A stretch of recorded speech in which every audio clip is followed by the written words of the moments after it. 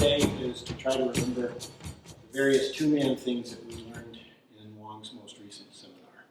So one of the first ones was this, right? In, out.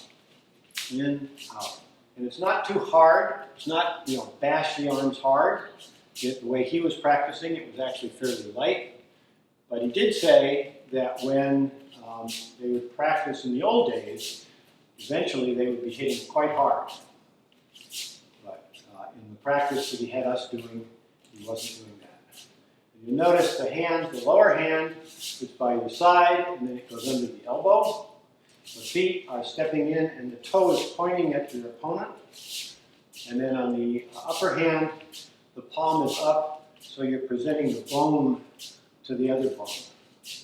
So actually, in your case, Wade, you probably want to twist a little more, right? So instead of being this way, right, do this way. You see the bone? Feel the bone? Right.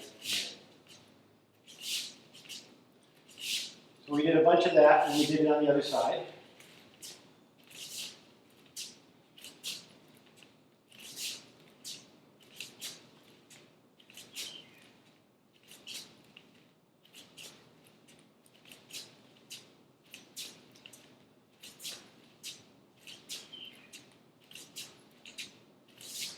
This is the basic posture almost that we use when we walk the circle.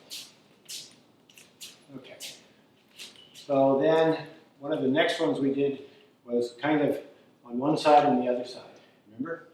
So we like so. And the one of the points that Wang made was that when you are applying energy to somebody, you want your front toe to be pointed at them.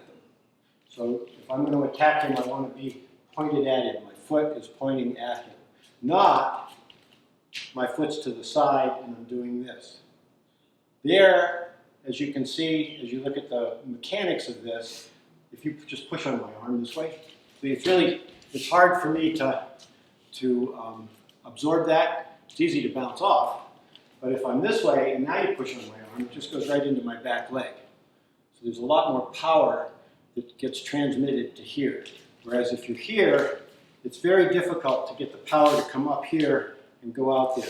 Not that you can't do it, but it's very, very difficult. You'd have to be extremely skilled to do that. So his point was, because Bagua is a very practical art, that when you're attacking someone, your front toe is pointed at them. So when we're doing this side-by-side thing, we want the toes to be pointed at each other. So now you go here. So this part of his arm, underneath right past the wrist, and the same part on my arm are engaged here. And then as we come up, we both roll.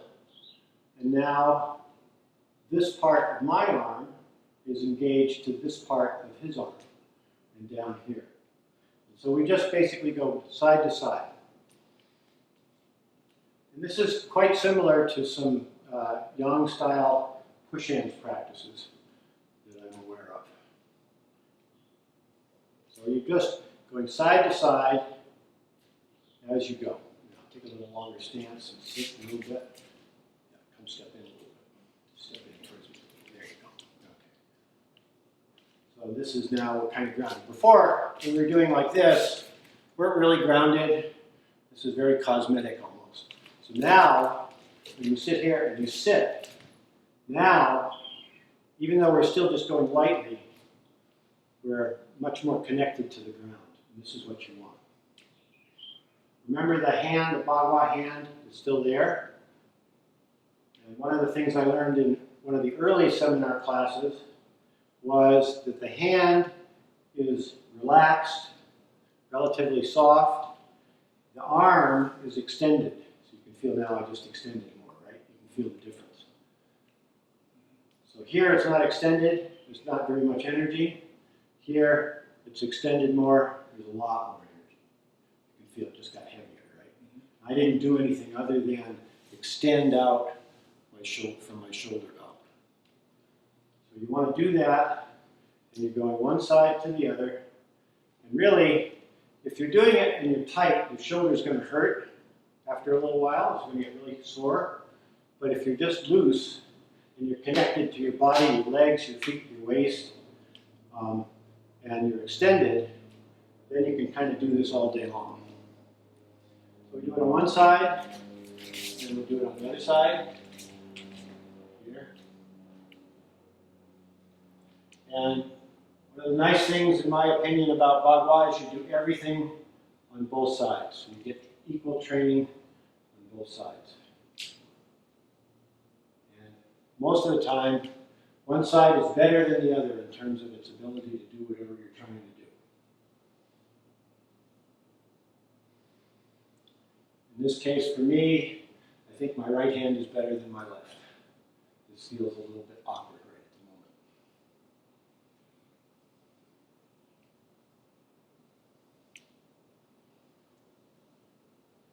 at the moment. Okay, so that's that one. Then, what was one of the next ones?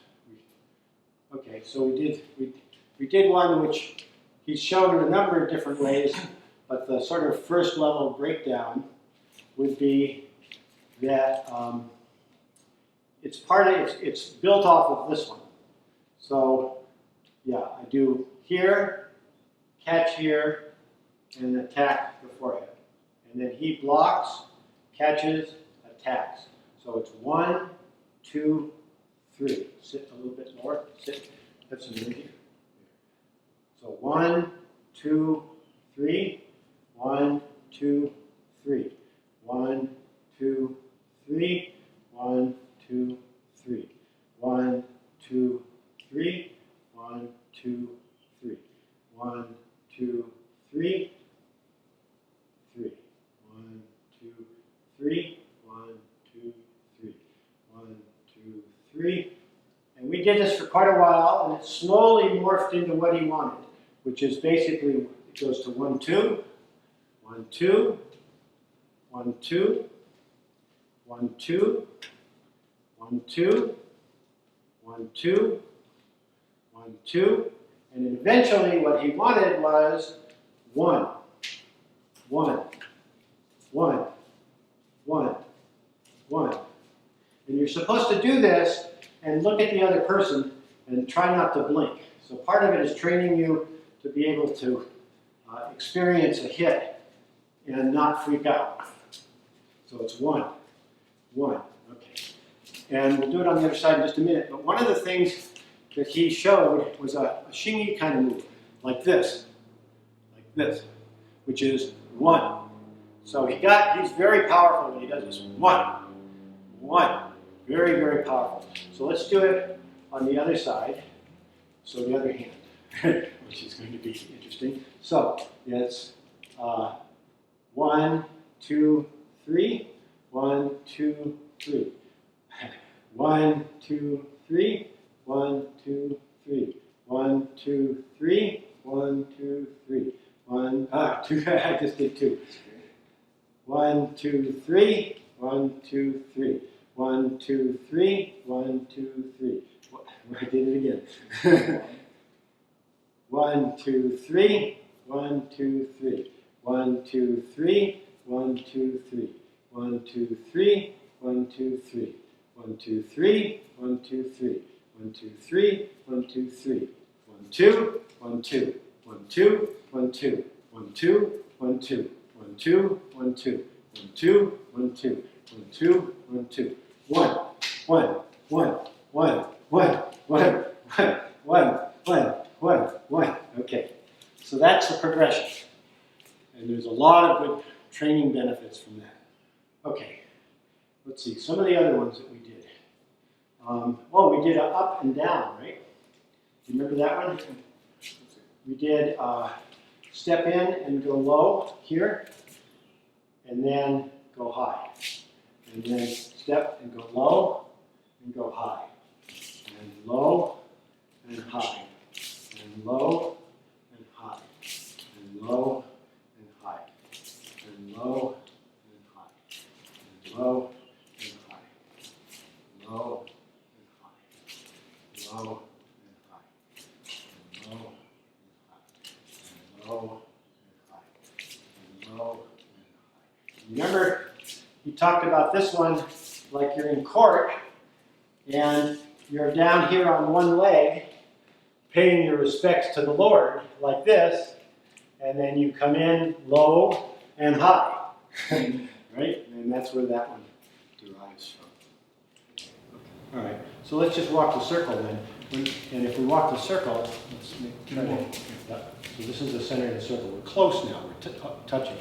So we're walking this way. Oh, remember in the little thing that we came across about getting in front of the other person? Shorter. Yes. So one of the little games you play here is that you want to get like you're behind the other person. So for example, for just a second, if, and don't move too much just for the demonstration. So if he's going to attack me this way, what I want to do is I want to get to the side and then do something to him. So I want to get behind him. I want to get in this area. So when we're walking the circle, now walk. When we're walking the circle, mentally, what you're trying to do is you're trying to get behind him here. Well, of course, he's walking the circle too, so he's trying to get behind you. And so that's what's going on.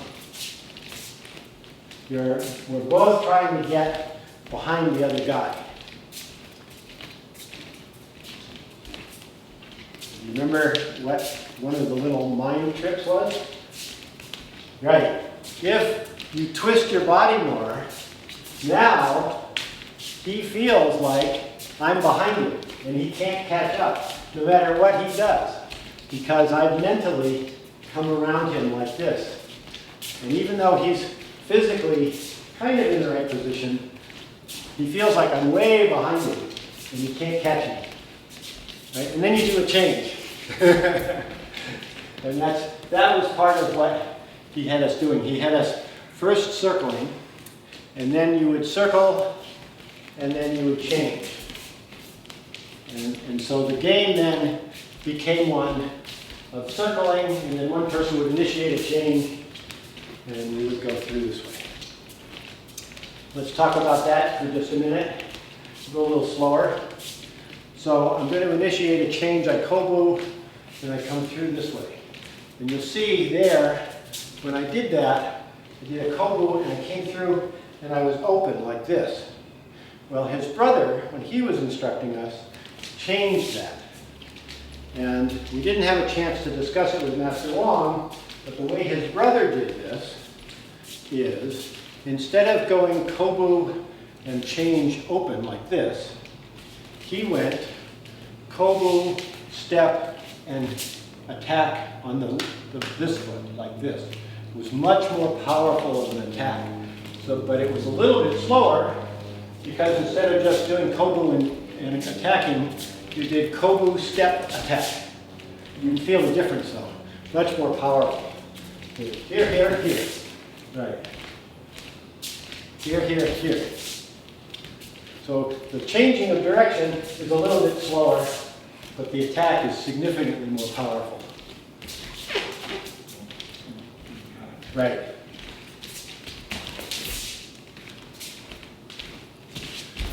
Right. And if you look at Master Wang's videos, when he's practicing with his brother doing applications, there's an application where Master Wang receives the attack and steps to the side and then executes. And that's essentially what we were just doing with that change. So that's pretty good for right now. Yeah. Thank you, Wade. And we'll have more later. Thank you.